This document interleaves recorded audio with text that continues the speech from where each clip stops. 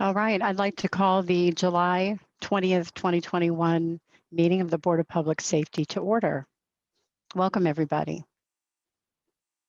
Do I have approval of the minutes from the June 15th meeting, regular session?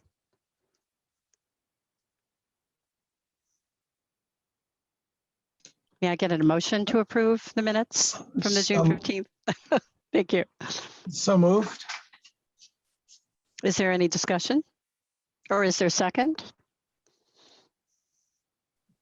I can't second because I wasn't there. Mm-hmm.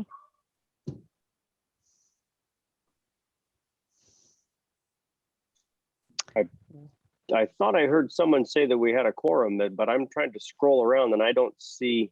We do, but we can't. So you're going to have to continue this to the next meeting, or Okay. at least until somebody else joins the meeting to form that voting block. But it can get continued to the next meeting and we can approve the minutes then. Okay, we'll do that then. All righty, and point number 3 in the agenda, we did not have an executive session last meeting, so we don't need to cover that. So moving to police department business, report on monthly statistics and training.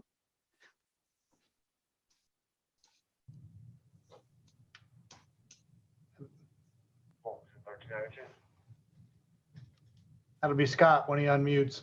Sorry, Okay, there you go. having some computer problems. It's okay. As you see from the statistics in front of you, we had a sharp rise in calls this month, 4288 compared to 3848 from last month. The vast majority of those this month were disturbance related with vandalism, noise, and intoxication thrown in. I won't go over all of them, again, per our discussion last month, but I will kind of ask what questions of specific statistics you have or of specific things that have come up through the month that any of you would like to discuss, and we can address those. Yes, thank you. If I may ask you Sure. about, now it's escaping me, but it's been in the news, the shootings on the east side. And I know I don't have to tell you how troubling that is. And not that you need to tell us specifically what you're doing, but could you fill us in somehow? I don't even know how to frame the question that makes any sense to you. Right. No, it does make complete sense. And I think we need to preface it by the fact that that we have had shootings in several quadrants of the city. We've had a couple on the east side, some in more of the central city area, and we've had 2 that were deeply concerning, not that they all aren't, but 2 up in the Crestmont community where they were adjacent to a park where there were children playing. And we are efforting each of those as we would anything else. In some of the cases, we have suspects. In others, quite frankly, we do not. And we are taking measures to make sure we have improved our ability to be in those areas. We've stepped up some enforcement activities in certain areas, and we are providing as much extra patrol in those areas as we absolutely can. So with that being said, I can't really get into specifics of each of the cases clearly. The 2 in the Crestmont area were deeply concerning because, again, the children present and the fact that they were so close in not only geography to each other, because they were in fact in the same place, but in time, within a week of each other. The one that occurred a little further down in the city off of Maxwell Drive, one of the streets down there, was concerning in the fact that we had an actual individual shot multiple times, and the last I had checked on, he still remains in critical condition. So we're still efforting that. And we've had several instances around the city where there have been shots fired, sometimes on a daily basis where no one has been hit, but we're still continuing to efforting those things as well. Yeah, I definitely saw a lot of that in the news too. I guess my conversation was more so about the floods. I had a brief conversation with Chief as it relates to the floods, and I was like, and I'm naturally just like, what do we need to do? And I talked to Chris too, but I'm just curious about, did that affect any of the, did it affect the location downtown, or how has the flood affected you all?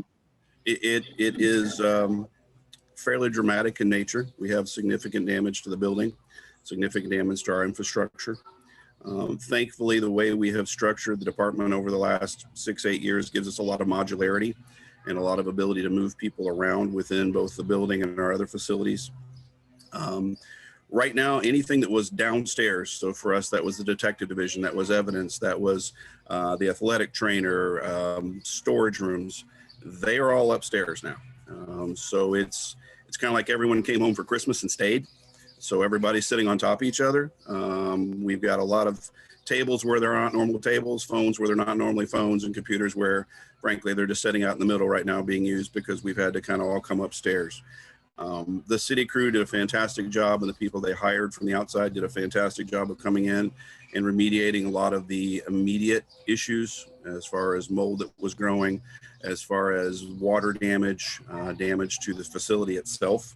But that still is ongoing, and I know Chief Moore will absolutely echo this. That flood had implications well beyond that night. It will echo for both departments well into the next year, I'm sure. We are not anywhere close to being to the point where we can start rebuilding. We still have pieces of walls missing. We still have flooring missing. We still have, you name it, it's torn up, torn out, gone. Any piece of furniture for the most part that was downstairs in our facility had to be discarded. So we've had a big uphill battle here in the last couple of weeks, and it's going to continue for the foreseeable future. I'll make sure to make a visit to both, because I talked to Chief Moore as well. I'll make sure to make a visit just so I can see for myself. And Sure. then, so I'm curious about the switch yard. Mhm. Did switch yard get affected too? No, If you don't mind, I'm gonna jump in for a second. Sorry. The agenda doesn't have just a general conversation in mind when we're here. McQueen, I guess under general business, maybe that could be discussed, but Okay. I didn't think we were talking about things like this at the moment. I'd like to keep the board on track a little bit more. So I Okay. hate to jump in and be rude, but we have business to conduct, and this is just, we're just curious, and we're just having a conversation right now, and this is not the board meeting. Okay. So thank you. Thank you.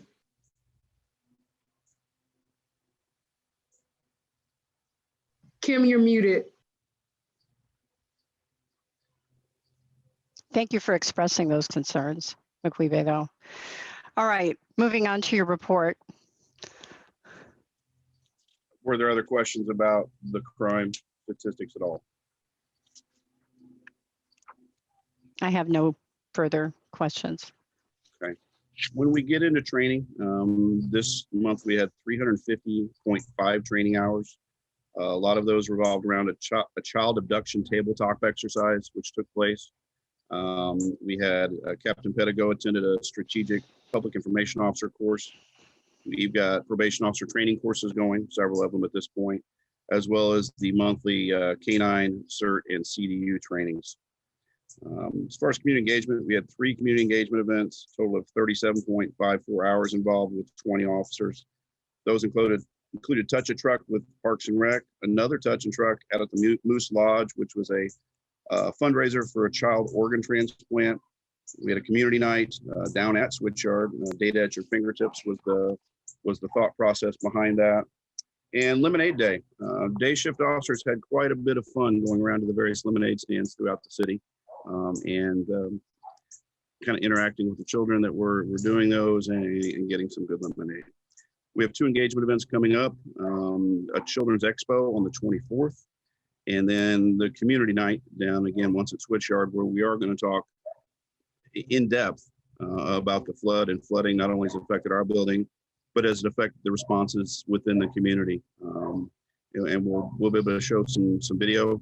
We'll have some 911 calls and some other things that I think people will find not only interesting, but need to know just about how the response apparatus within the city works.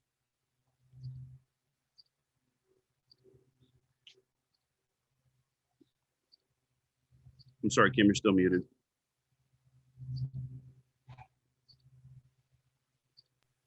Sorry, I need to leave my microphone down. Who will be moderating that event? The community night? Yeah. There are several of us that are going to talk that were present that evening. Moderator, I'm sure, will be the chief or the deputy chief, and we'll kind of take turns talking about different areas that each of us handled or has handled either that night or since that night. Great. I didn't know if there were other areas of the city that were involved in that and sharing information. There was a lot of things going on around the city that evening. Unfortunately, one of the shootings that we referenced earlier took place that night.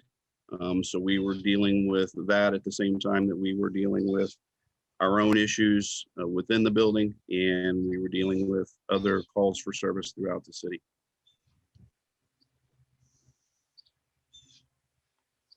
All right, letters of appreciation and commendation. This month we had, was it one, Joe? Or two? Should be two. We had Should be two. one for Officer Dawson and I believe one for a group of officers regarding crimes in Walnut. Right, a burglary that was occurring there, thefts from vehicles, et cetera. Vehicle thefts, it was actually a burglary that turned into a theft of, I think the last total was 6 or 7 different vehicles throughout the evening.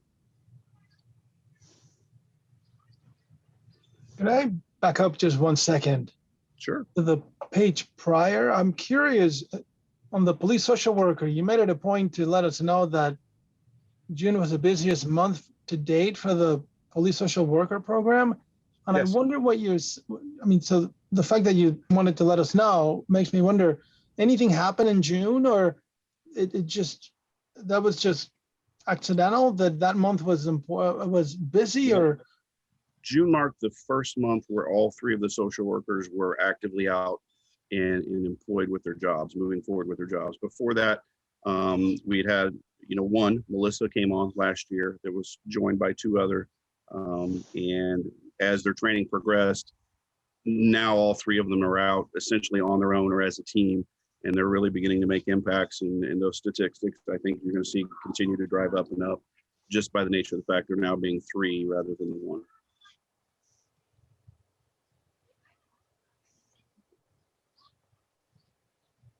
All right, any general business?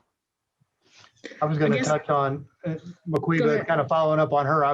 That's where I was going to let folks know that we are in quite a state of disruption here based on the flooding.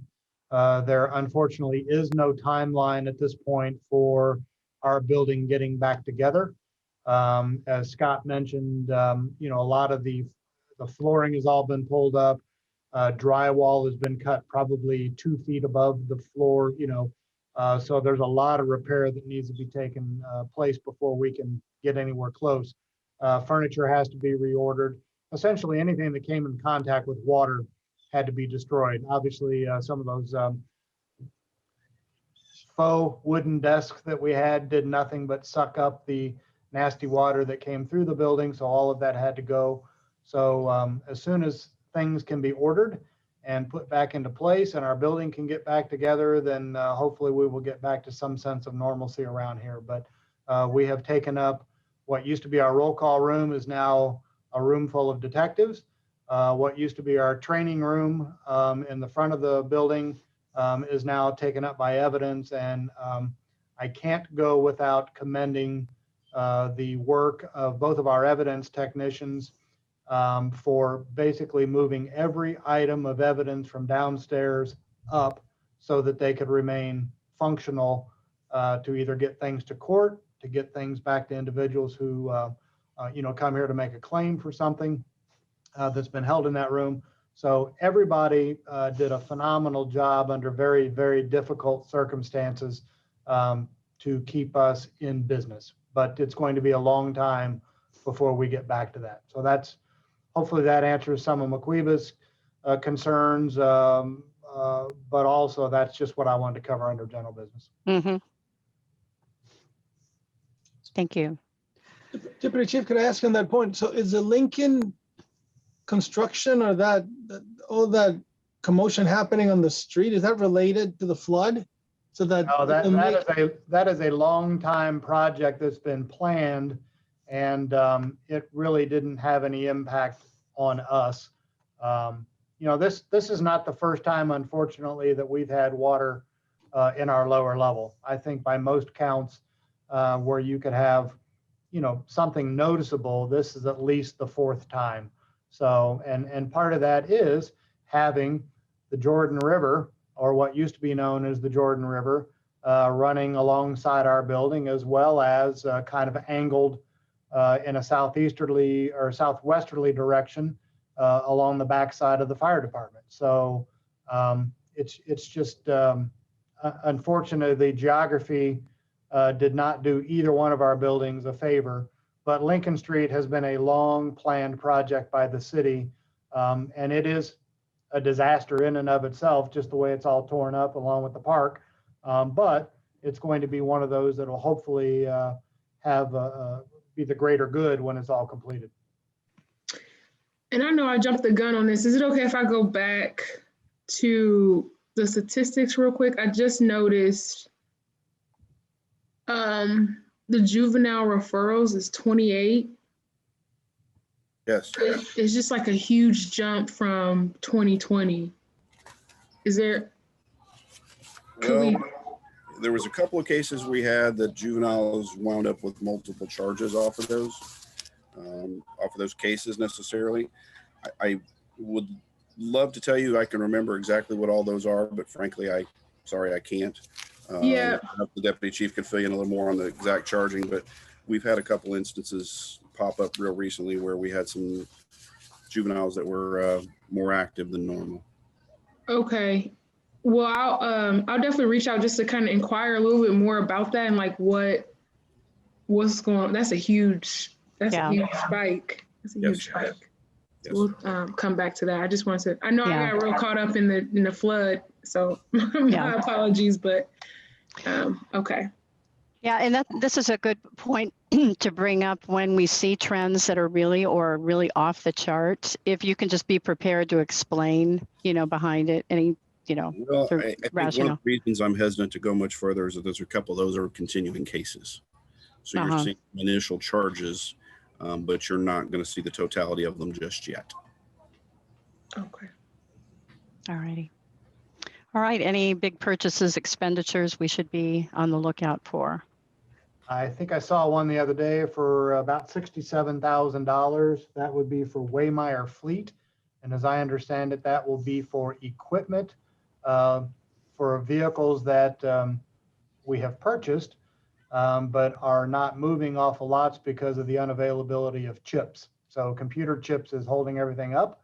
But once we get those vehicles, this is the equipment that will go into them. So Waymire Fleet is the one who's apparently taking care of that. So that's what that will be about.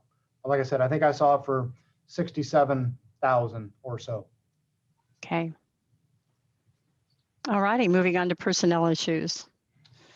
Just an overview of our current status. We are at, I believe, 93 officers of our allocated 105. We had an Officer Olivia Croce began employment on the 12th, and she took a spot that was vacated by an officer that left us to go to IUPD in July of 2020. So Captain Pettigo's note here is that we are essentially a year behind in trying to backfill positions. Currently, we have 3 certified officers in the FTO program. We also have 3 officers that are at the academy going through the basic course. If you remember, probably in May, we hired 6. So that would be the 3 and 3 split, 3 certified, 3 non-certified. And those 3 that are at the academy should graduate on September 17th. But also keep in mind that they then will enter the field training officer program and won't be available to us for another 15 or so weeks as they complete their training. So we are hosting an open process on August 7th. So if you can please get the word out to anyone that might be interested in law enforcement, we would certainly ask that they appear for that. It looks like we've had 160 people complete the online preliminary application, but unfortunately we've only had 24 people respond when we've tried to get some kind of an RSVP that they actually plan to attend. So that's certainly a challenge. It's very easy to fill out the app, very, very difficult to actually get people to follow through and show up. But August 7th, that'll be held at Bloomington High School South. More information can be obtained for either Captain Pettigo or online. We also have our second data analyst position that we will be seeking to fill. And that application process closed the other day. So we'll be sorting through those and trying to determine those candidates that will move forward for an interview. That's kind of where we are with the actual numbers there. We also have one officer that returned to the shift after being on light duty for about 13 months after a knee surgery. And that knee surgery was the result of chasing an individual who was wanted on multiple warrants and actually had a firearm fall out of his waistband or out of his pocket when he had to tackle him to the ground. We have one officer currently on light duty, and we also have 3 on extended leave, with one of those that should be returning within 2 to 4 weeks. Needless to say, it is very challenging at this point to staff our shifts. And that's not only for officers, but also for some of our supervisors as well. So, but we are trying very desperately. And then obviously the next issue under personnel would be our promotion request for the 2 officers where we provided summaries. And thanks to Shrewsbury, it looks like you now have a quorum where we can actually have that take place. So. And before that happens, I wanted to ask another question during general business. Any updates for the Future of Policing Task Force that you all would like to share? The chief is working on that primarily, and I don't know that I have anything to report. I kind of get the impression that they're still in some preliminary stages of information gathering. So I don't think that anything definite has come from that. Okay, thank you.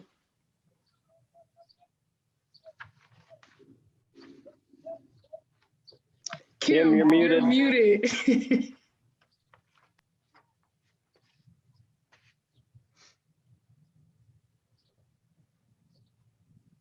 Sorry, guys. I say that generically. Sorry, everyone. Can I get a motion to promote Eric Doyle to Senior Police Officer effective July 12th, 2021? So moved. Second. Is there any discussion? Yeah, I have a question just to be reminded, because I think I know, but so this is, he's first class moving to senior officer. That is, we've talked about this before, I believe. This is essentially the traditional steps, correct? Every officer moves from one to the other. Yeah. So it's a promotion, but it's built into the slots as we hire. Yeah, so we start out, the first year as a probationary police officer.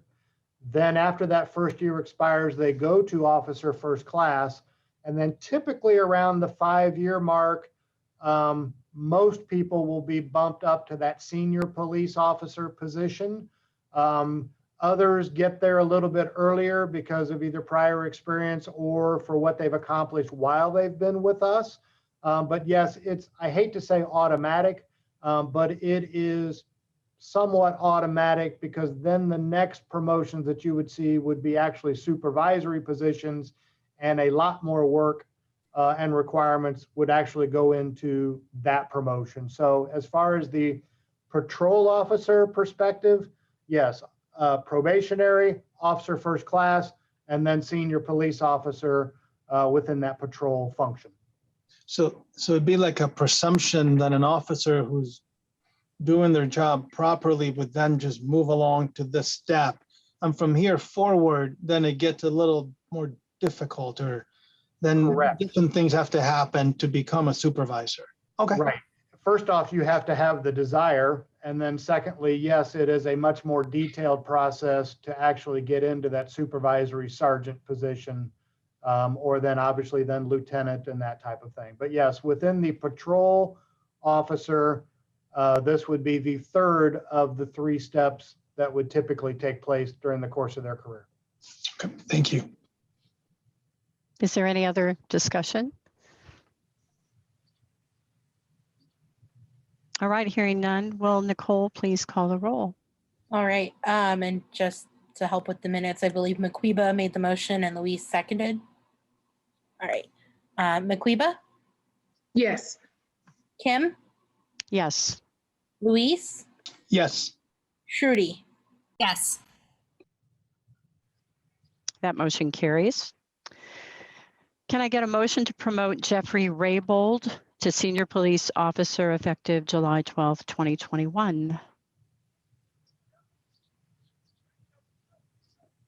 So moved. Second. Is there any discussion? Hearing none, will Nicole please call the roll? All right, so I have a motion from Trudy and a second from Maquiba. Is that correct? All righty. Maquiba, Yes. Kim, Yes. Luis, Yes. Trudy. Yes. The motion carries. Thank you. Thank you. Moving on to fire department business. And I'm going to Chief jump Moore. in for Madam Chair, if I might jump in for a Yes. second. Since we do have Trudy with us, I might recommend that you jump back and handle the minutes that were not Yeah. approved yet. Exactly. Thank you. Do I have a motion to approve the minutes of the June 15th regular session meeting? We had a motion before, but that never got a second. So we do it again. Yes. So moved. Do I have a second?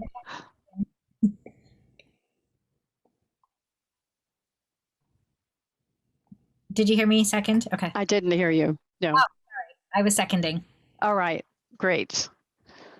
Motion carries. I'll take the roll for the vote. Okay. Oh, sorry. It's okay. Maquiba, Yeah. I'll abstain. Okay. Kim, Yes. Luis, Yes. Trudy. Yes. All righty. Motion carries now. All right. Fire department business. Chief Moore. Great, thank you. So I just want to point out, obviously the flood added to it, but if you look at our operational statistics, that red line is way above any previous year. And in fact, June was nearly double our normal call volume. So some of that was flood related, somewhere around the realm of about 76 calls were answered for service within that 12-hour period alone. But we're still seeing a spike in just other calls, mainly in the EMS rescue world. So I just want to make sure everyone's aware.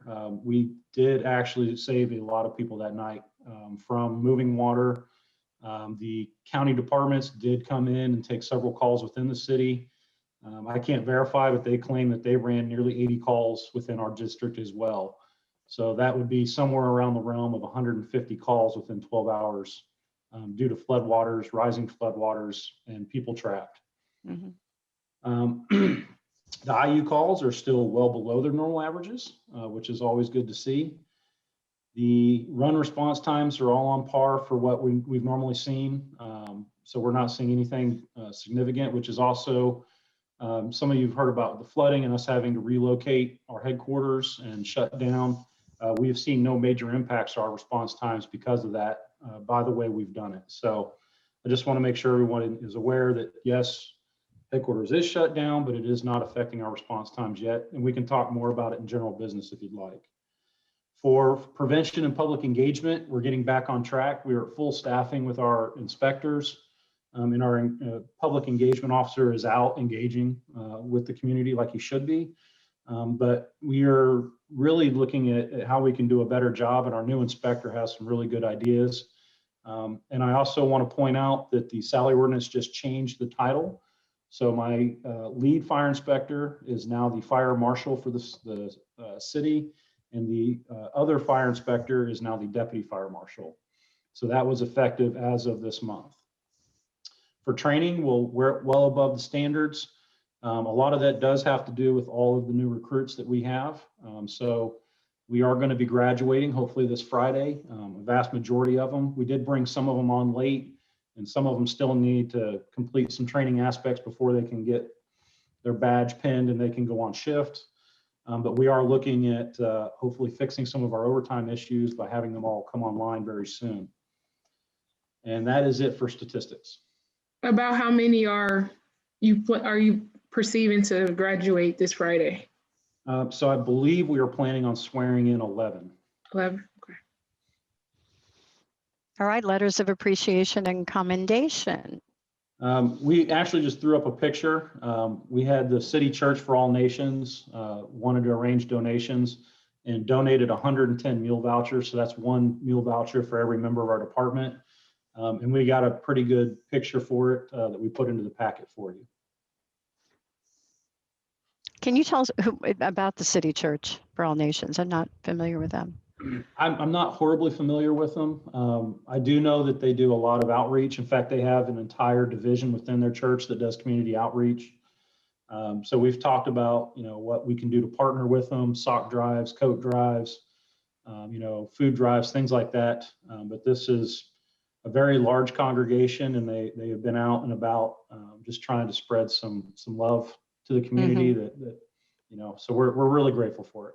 That's my church. So it definitely is a pretty large non-denominational church that has Helping Hands, which is the outreach with Julie and Carter and her husband in there as well. So, yeah. Cool. Thank you. All right, general business. All right. This may be easier to kind of group my general business and the large expenditures together because this all kind of goes together, if that's okay. So for general, obviously the fire headquarters was underwater. The entire basement was filled. In fact, most of the water damage on the first floor came from the basement up, not from the outside of the building in. So the insurance adjusters have basically written off everything on the first floor below. We have been collecting damage estimates, and I still have some outstanding quotes that we're waiting for. But essentially, the gym was down there, the nerve center, so all the electrical communications equipment, all of it was in this basement when that building was built. So we are approaching somewhere around the realm of about $400,000 worth of damage estimates at this point. Much like the police, we don't know a timeline for even putting it back together yet. City Hall was gracious enough, and the RDC yesterday passed an agreement that allows us to inhabit our new temporary headquarters. That's also what's coming with the contract that I needed to present to you tonight for a temporary bay. But essentially, admin is back up and functioning from the new headquarters.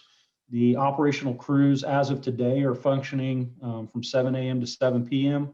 We have an issue. We can't secure the trucks overnight.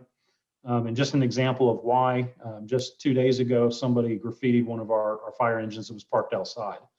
So we need to make sure we can secure it so that we don't have any issues of missing equipment or problems like we've already experienced. But essentially, we hit the ground running. Within about a month, we now have a new headquarters. And we don't know how long we're going to be here, but I do know that we're planning that this is probably going to be a semi-permanent home for a while. Mm-hmm. Could I ask you what that means? Two questions, actually. One, where are you exactly? And two, you said semi-permanent, which seems like an oxymoron. I'm not sure what that means. So And I wasn't calling you a name, by the way. That's a word irrespective of you. I just want to be clear about that. I appreciate that. I do have a little bit of education behind me, but Yeah, really. Anyway, so we are at 226 South College. It's about 4 blocks to the west from where we were. It's actually right there on 4th Street, right next to college. So the old Bunger Robertson lawyer's office is the area that we have graciously been given to occupy. We had to do some minor changes to make it work for us. So some examples, it had a kitchenette, but we had to make it a full kitchen. So, we've done electrical upgrades to add the stove. It had one shower. That obviously doesn't work when you have a lot of people. So we've added another bathroom and a shower. And as far as the semi-permanent, we are still looking at all options. So we do not know how long we're going to be here. We do know that this is part of the convention center expansion area. So it won't be forever, but it may be for quite a while until we figure out whether or not to rebuild the current headquarters or whether to find a new location. So there's a lot of pieces that are up in the air right now that we're just not quite sure of. So that's why I jokingly refer to it as semi-permanent. So that's we're not, I'm sorry, go ahead. No, I was just going to add, so you're parking the fire trucks in that parking lot in front of Stampley Associates and your new space where Bunger Um, used to be? Yeah. Technically on the north parking lot. So they had a Oh, little okay. parking lot right next to the B line. That's Yeah. also where we plan on getting the temporary bay built to house the engine. Got it. Any other Luis? questions on that? Did you have a question? So just quickly, so I understand, so we may move from that location, the 4th Street headquarters. That will be decided by somebody, whether we stay there, because I'm assuming the rain is not gonna stop. And I mean, it's disconcerting that it happened. I mean, we've got rain before, but I'm assuming, I just heard we had more rain a few days ago, and there was a flooding, not there, but maybe 3rd and College. I can't remember. It was, so I worry that it's gonna like building to then have it happen again. So who decides that? I guess the question is, who decides what we do moving forward? I know my part of it is to present the options to city administration. And one of the points that we've made is if we do go back there, how do we prevent this from ever happening again? Which means all of the nerve center of the building has to move obviously up to the 2nd floor or above. That is not a small expense. So that's what I'm saying is there's still a lot of pieces we don't know to be able to make a good decision. But obviously, police headquarters plus ours, both being underwater, both having to be shut down and us having to move and think about how to do things differently has definitely opened up some potential options for the future. So in short, there are no amount of sump pumps that can help the problem. You really need to raise, yeah. Yeah, so just for an aware, like our headquarters has 3 sump pumps and they are working nonstop. Even now without the extra rain and the flooding, it could not have stopped what came into that basement that day. I had a question as well, and you cut out on my side a little bit, so I apologize if you already said this, but do you have a timeline for when this decision is going to be made in terms of new location, upgrading the current one? I don't at this point. The RDC passed where we could stay in this particular area for at least 1.5 years. The contract that I'm presenting you tonight for the temporary bay is for at least 1 year plus an add-on.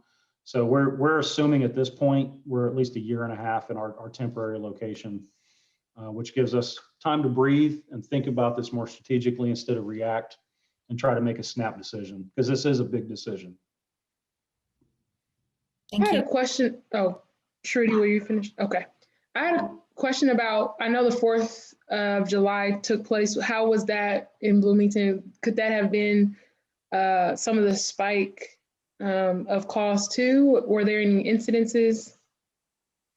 Okay. No, there's no one particular area. Obviously the flood added, again, almost 80 calls to our normal thing, but we've just seen a major spike overall the entire city. There was an adjustment to our protocols that had us going on some calls that we historically have not gone on, but that doesn't account for, nearly double our call volume. So we get them mapped out. We look at where they're at. It is just all over. It's not necessarily one area or one group of people or one particular issue that's causing us problems. It's just been an elevation of calls across the entire city.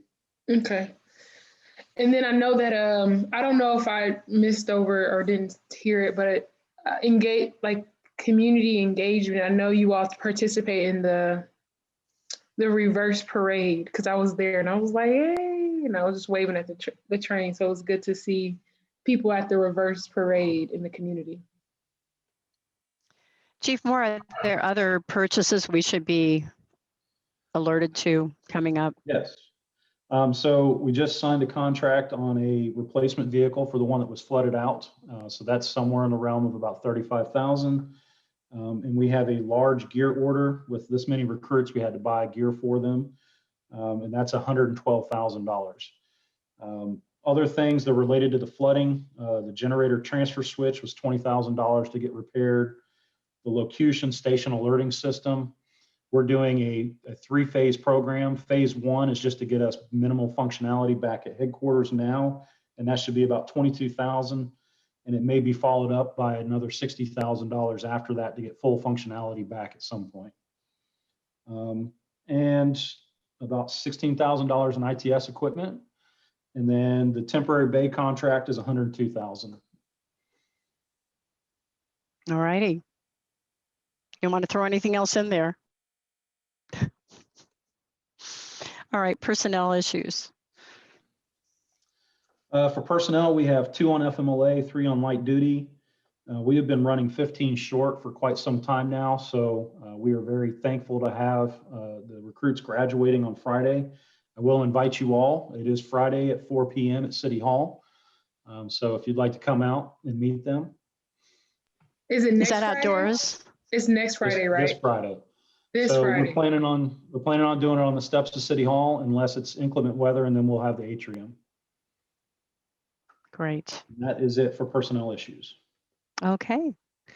Moving on to the 21-325 lease agreement for personal property between Mahaffey USA LLC and City of Bloomington Fire Department. Yeah. So what you see before you, this is a company that specializes in exactly what we dealt with. So they build fire departments like out west where they're dealing with the wildland fires. If they need a station built in the middle of nowhere, they do that. They do government contracts, you know, over in the Middle East during the wartime efforts. They would build fire stations and buildings. So these people are very good at what they do. In fact, from the contract execution point, this new temporary bay will be up probably within the next week and a half or 2 weeks.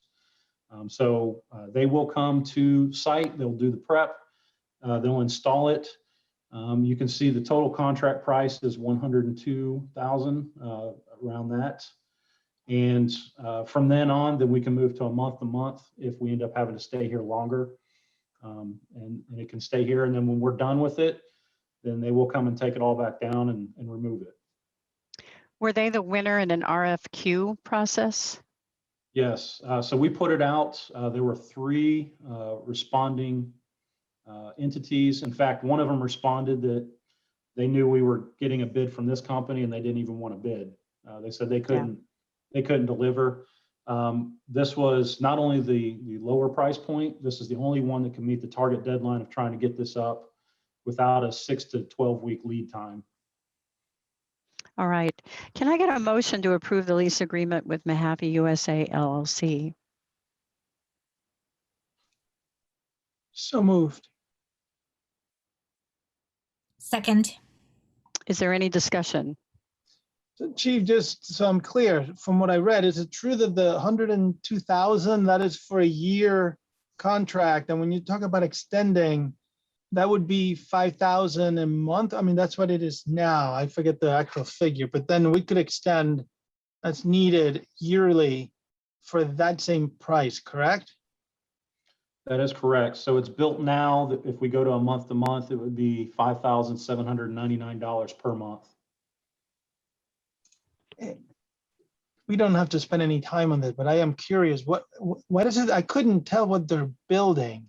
Is it some kind of structure? It is. That's It's a modular design structure. So they build it in panels. It comes together. They have electrical run, heating. It'll have a normal roll-up door like we're used to having, you know, the automatic garage door. So it is a temporary building that is built modular. And that's why the sizes were set the way they are, because you had to decide, do you want 1 panel, 2 panels, 3 panels? So we picked the size that would fit the engine and fit on this lot that we're at. Thank you. Any other discussion? What's the projected month?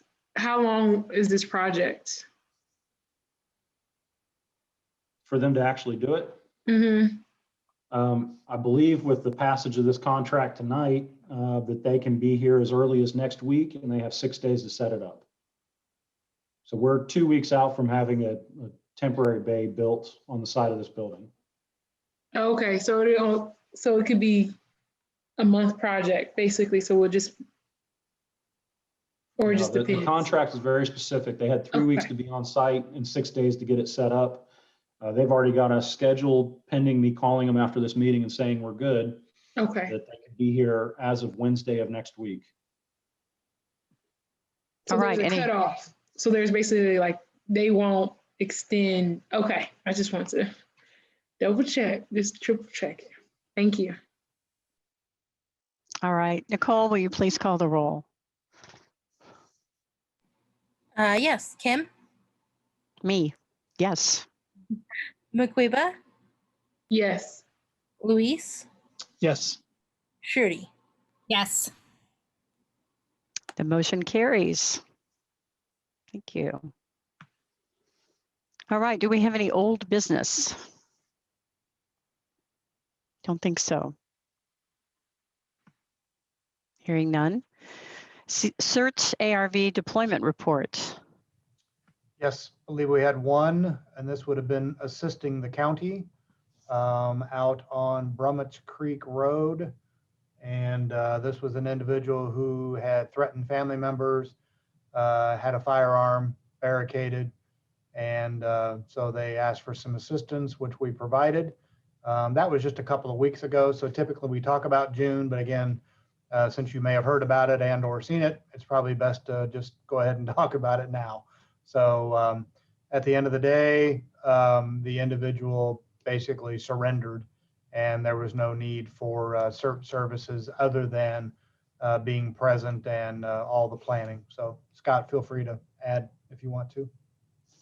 No, that's basically it. CERT obtained their positions, and then the CERT negotiators were able to talk the gentleman into surrendering.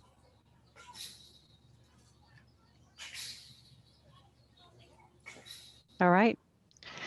New business. We have an update of the BPS standards regarding employment eligibility. Chris, did you want to preface this before we? Yes, I will be happy to do so. Good evening, members of the board. The impetus of bringing the standards back to you yet again, we just did them not too many months ago, I think in February, made a few changes, but now we're making a few more. The impetus of this change was some recent changes in the Indiana code dealing with the employment requirements for police and fire. Some things have changed, and we needed to change our standards to reflect the statute because we no longer reflect the statute. So if you have your red lines in front of you that I shared, if you jump to page 12, that's where it starts in the police department's employment.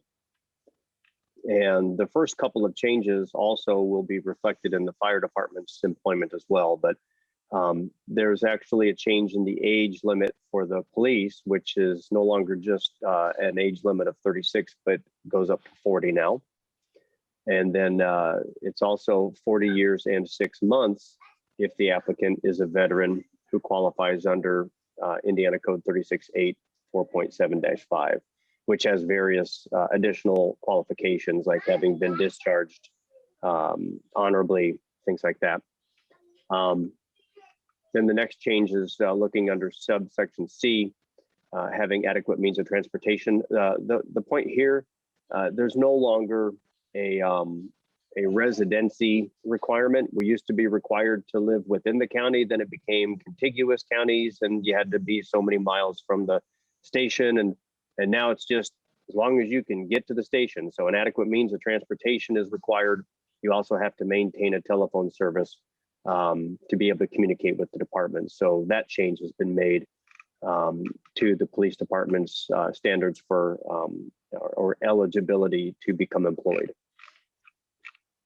And then if you jump down just at the beginning of page 13, it's under section B1B for employment preferences. I've added the language municipal or county because it's not just any police officer. So you can't be a state police officer to qualify for this employment preference. It's municipal or county police officer in that particular situation. So that language got added.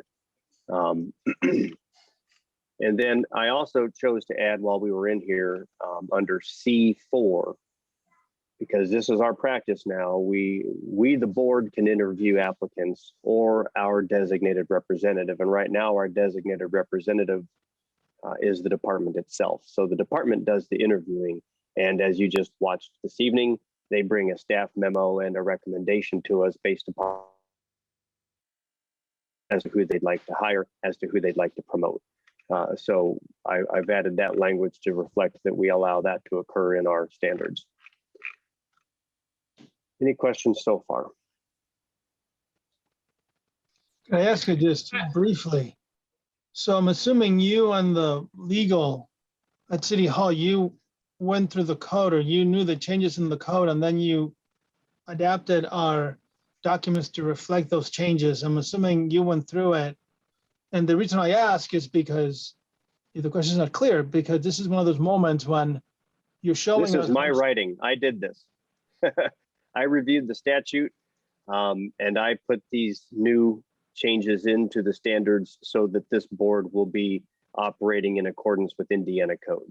So Right. I'm here representing to you that I've done this, and I'm going to be recommending to this board that it make these changes so that we are in compliance with what Indiana code requires. So maybe you know where this is going, because I Sure. saw some of the emails going back and forth. So the question is, you're asking us to do something that we have no idea what we're doing. Correct, but I do. And I'm Right. telling you that this is correct, and you can rely upon my legal representation of this board to have you do this. You must be an attorney, because that's exactly what I'm looking for. And That's yes, it is. exactly what I'm telling you. Well, thank you. I'm done. You're not the only person on any board who has this same reliance upon the attorneys who come before it and tell them this is how we're going to do things now. Okay. And so I Chris, appreciate the question. I had a quick question. So I get, of course, trust what you're saying, but for A, letter C, have adequate means of transportation within, okay. So never mind, answer my own question by reading it again. So never mind. Okay. Any other questions? All right, then moving on. Off of page 13, scrolling down, I come across number 8 on the next page, page 14, which talks about upon completion of Indiana Law Enforcement Academy or upon verification of being appropriately licensed. That language has been stricken.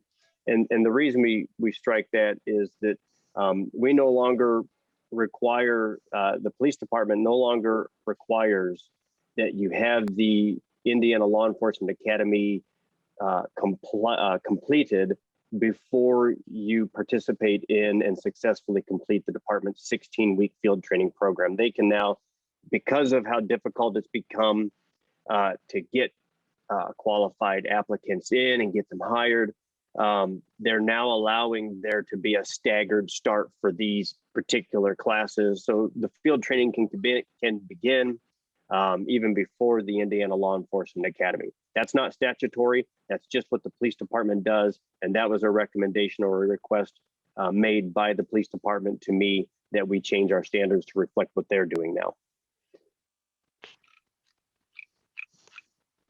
Then if you scroll down into the appointment and reinstatement for the fire department, you'll find that the language has changed very similarly under section A for standards of appointment.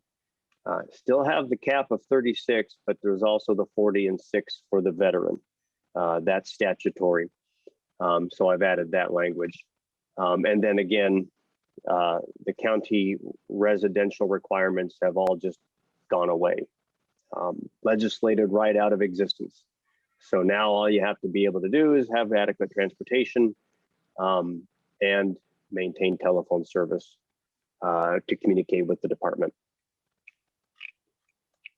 Then What if you scroll defines down, adequate? Oh, what Isn't it defines great? adequate? Yeah, I those know. are those Motorized fuzzy words. bicycle, is that, yeah. Those are the fuzzy words that legislators toss in there that attorneys lick their chops on because Yeah. there's where your litigation occurs. We don't know what adequate means is. Adequate means of transportation would be whatever can get you to the department on time, I guess. Probably a pair of roller skates isn't it, right? So scrolling down onto page 16, again, you'll see the language I added for municipal or county, also statutory language, Luis. If Luis, you'd like to see the statutory language that I'm relying upon, I'm happy to share it with you. Okay. And then if you scroll down to section 3, the department shall administer a written test to all applicants. And here you see that I've struck out the CPAT language. It's actually been moved down a little bit. And this again is not a statutory thing, it's a departmental preference. Chief Moore got a hold of me when he realized we had cracked open the standards again, and he asked if we could make a few changes down here, and I was happy to do so. So we've moved the CPAT down because that's an expensive test that they don't want the applicant to have to take immediately. So they go through some of the interviewing process and get a little further down the line before that expense is incurred by taking the CPAT test. So 4 and 5 are gone. New 4, I added some language again, you'll see, or the board's designated representative, which is the fire department. They do the interviewing. We have elected to pull ourselves out of the interview process for now. And so this better reflects how we currently operate during these procedures. Then new 6, when a vacancy occurs, here's where you see the CPAT language come back in and just basically saying the applicant passes the candidate physical abilities test. That's a contingency. So the offer is made contingent upon passing successfully the CPAT. Made a slight change in the reference under section or paragraph 5 at the bottom of page 17. It's no longer 7C8, it's 7C6. So that reflects that accurately. Scrolling down, then all the way down to promotions in the City of Bloomington Fire Department. Again, Chief Moore asked for a few changes down there because they had changed some of their ranking. Used to have a sergeant rank. We don't have a sergeant rank anymore. There are some grandfathered sergeants, but now the sergeant rank is no longer there as a promotional rank. Instead, we have a chauffeur rank, which is now the new language there under B, eligibility B1, B2. So the chauffeur shall be promoted in accordance with Bloomington Fire Department professional standards. And what we're doing there is just referencing the department's standards versus actually listing what they are, because as they change from time to time, we don't want to have to keep coming in and changing those standards and promotion guide language. So we're just referencing the standard and promotion guide language now. And that I did under section 3 and 4 as well. Instead of actually listing the language in those guidelines, we're just referencing the guidelines now.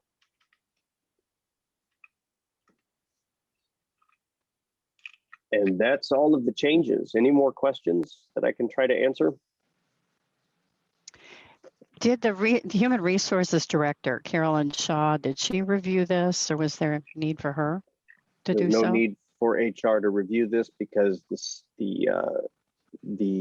changes are statutory, except for some of the language that's in the that references or reflects what the departments do. And I guess if the departments have that type of language that they're using, I would have to defer to them to see whether they and their attorneys worked with HR to get that kind of language sussed out and approved by the city. We're merely referencing the fact that those things exist. We did not create those promotional guidelines or the language in them that the departments actually have. I'm speaking of the changes that weren't mandated by the state statute, but were correct. So recommended by statutorily, right? That stuff is merely reflecting language that is in those standards. If you mean like for our ability to just decide that the departments are going to do the interviewing versus us, that's not an HR decision. That's our jurisdictional control that we have, and it's our sole obligation and right to have that interview and to decide what the procedures are going to be. We made that decision long ago. I merely changed the language to reflect what our procedures are, and it has nothing to do with HR. And then again, the rest of the language reflects what the departments themselves are doing. And if they've worked with HR, I don't know about it, but maybe they have.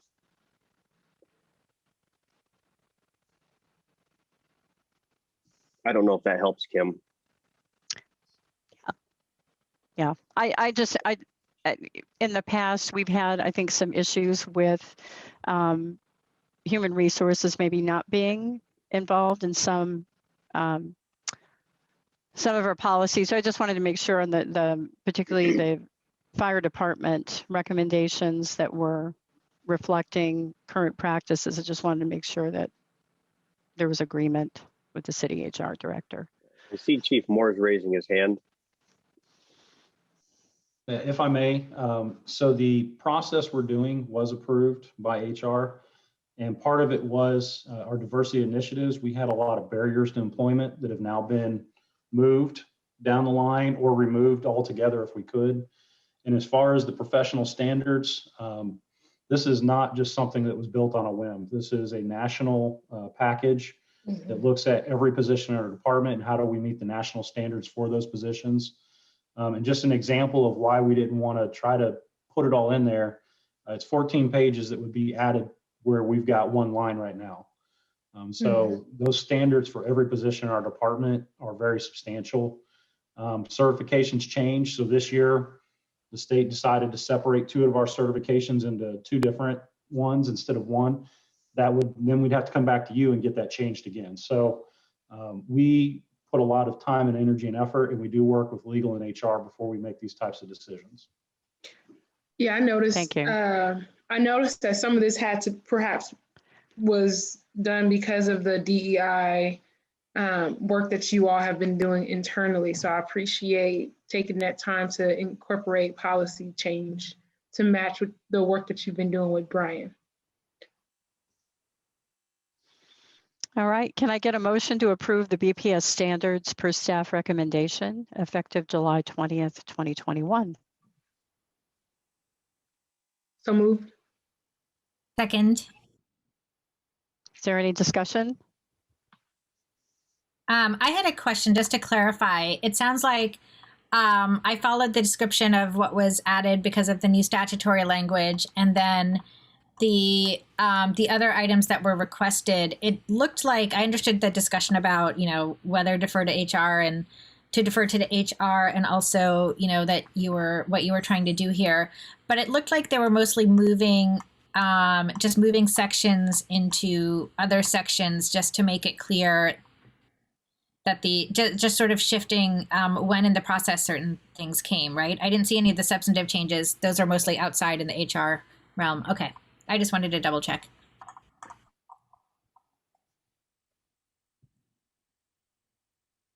Any other discussion? Okay. Nicole, will you please call the roll? Kim, Yes. McQuiba, Yes. Luis, Yes. Shruti. Yes. The motion carried. All right, petitions you. and thank you for all the work you did.